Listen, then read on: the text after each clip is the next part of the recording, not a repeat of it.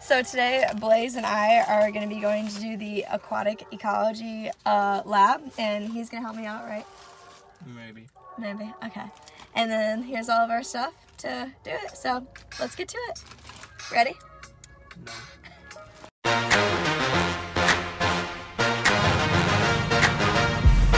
So me and Blaze have traveled to 3 different stores, but we finally found an accurate jar. So we're gonna just clean it out. It's gonna save a lot. Now we're gonna sterilize it. Cleaning out the pickle jar, and now the water boiled, and now it's currently in there. We're leaving the house with the jar now. So first step, we have to use the jar to get a sample from the river. Alrighty. Off on adventure. Hope she doesn't fall in. Be really fucking. Got a jar? Jar. The water. Don't fall. I feel like something gross is gonna touch my hand. Good job. She filled the jar up. Good job. She just fell. That was wonderful. So I fell, and there is my scars to prove it. Okay, next is 2. We have to go 100 feet away from the spots. It's all the way over there. Let's do it. And we're back at the sample spot. We're gonna put it in there. Wait 2 minutes. So we are 100 feet away from the spot. We're a little bit over, but and here's the thermometer strip, and we're gonna put it in the water. So here's my petri dish with my little insect bug in there. I don't know what that is, but it looks cool. We're gonna guess it's the aquatic soil bug.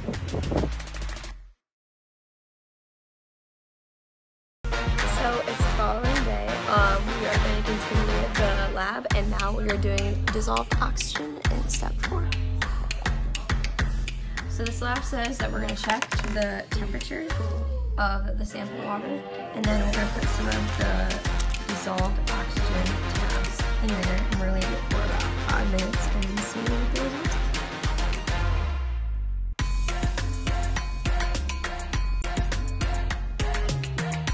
Okay, so this is what our DO turned out to be, and look, it's like a light pink, so I'm guessing it's looking more like the 4 ppm, or it's like in between the 0 and the 4 ppm. So I don't know if we're supposed to choose this one or if we're supposed to go between, but I'm going to go between because it's not exactly that color yet, but it's getting there. So we'll say it's about 2 ppm, or 2 ppm.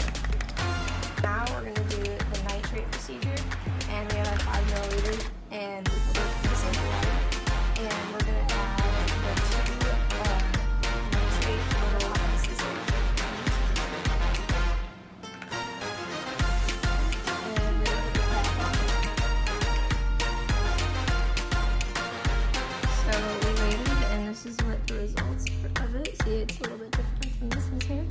So we're going to say the nitrate is about 5. So for the BOD, so the biochemical oxygen demand, we are going to use the same thing, but our same little tube we had, but I just cleaned it out. I filled it up with the sample water again, and we're gonna put this stuff or some tinfoil over this and keep it in a dark room for about a couple days. Okay, we're finally on step 8, phosphate level. We're gonna put the little phosphate tubes in.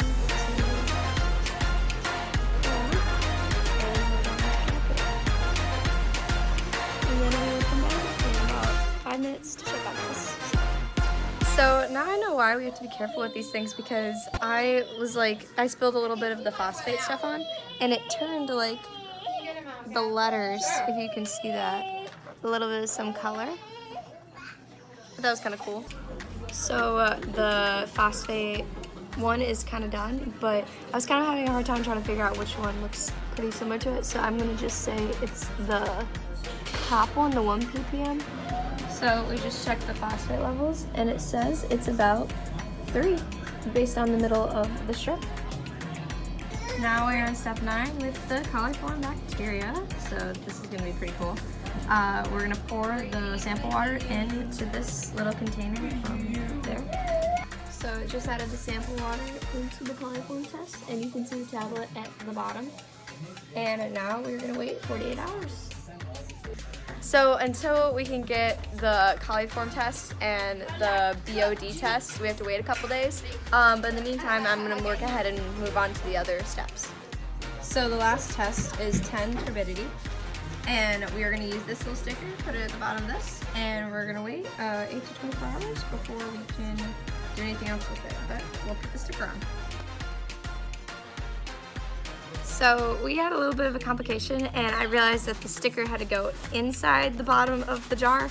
So I removed the bottom piece from the jar, but now it's kind of like at the bottom and like floating there. So it's not quite on it, but like it's there. So hopefully the test still goes okay.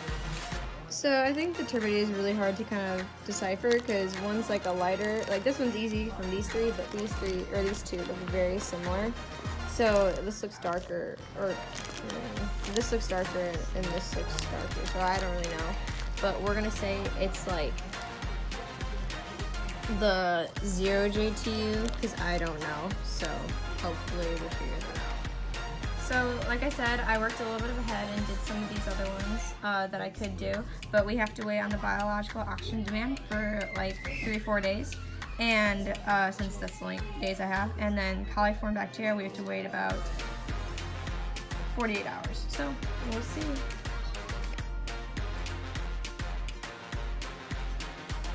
So I wanted to check on how my experiment is doing. I put in like my little drawer over here. So you can see the gray one wrapped up, or the tinfoil one, the BOD wrapped up. And this is the coliform. Looks like it's changed some color. Ooh, some kind of cake. We will see what it's like another day.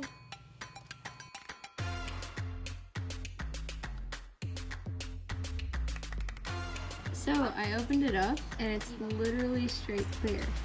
So that's kind of interesting. So the dissolved oxygen would be 0 ppm. So I finally took it out after 2 days, and this is what the coliform looks like. And it looks like it has a little bit of the white bacteria stuff inside, if you can see. So looking at the coliform, it's yellow and has all that little gunk in it. And checking the stuff, it looks exactly like this one. So we are positive for coliform. So my dad just put some bleach in this to clean out, and it turned like a cool hot pink. So I thought that was kind of cool. It was kind of a cool experiment just itself, doing the bleach and the coliform. But yeah, all complete.